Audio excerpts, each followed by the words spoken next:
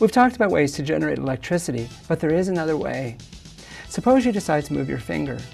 An electrical signal in your brain travels down nerve fibers in your arm, and this signal tells muscles in your hand to contract.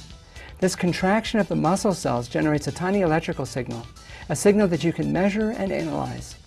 You are an electrical organism, and every time you move a muscle, you generate a small amount of electricity.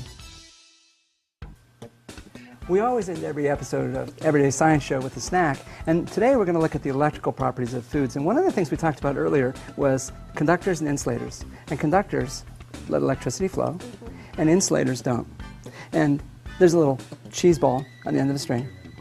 And actually, it turns out cheese is salty, and salty things are actually typically pretty good conductors. And they're also really, really lightweight. So this charges up negative, this one's ends up the opposite charge, and if I take this cheese ball and put it between them, cheese ball and a string, watch what it does. Charges up, bounces, and it transfers charge from one to the other. And so this is like a little cheese ball. It's like bouncing back and forth between the two. And the cheese balls are pretty nicely optimized for that.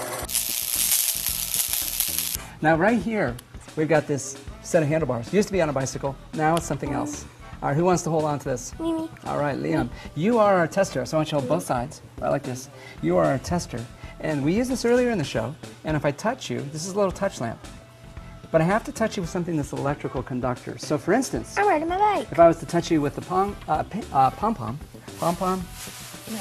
not electrical conductor. With a finger? Fernando Yes. is an electrical conductor, okay? So we can test other foods and kind of like see conductors or not. Cheese ball, Just tap them if you want to.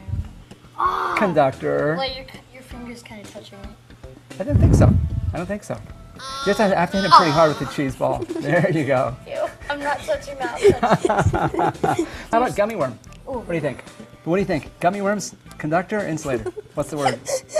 I think works with the finger. It works with your finger. Does it work with a gummy worm? No. Kind of, I don't think so. I don't think because so. it just turned on a little bit. Cheese ball, conductor, Ow, quit gummy hitting me worm, with insulator. those. How about It hurts.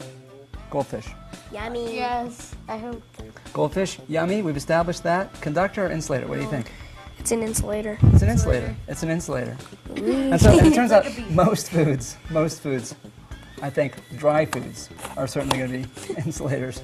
And that's going to close out another episode of Everyday Science. We talked about electricity and different ways you could make electricity. We had a whole bunch of young scientists on the show, and I want to thank you folks for joining us. So Liam, Fernando, thank you very much. We'll see you next time at Everyday Science.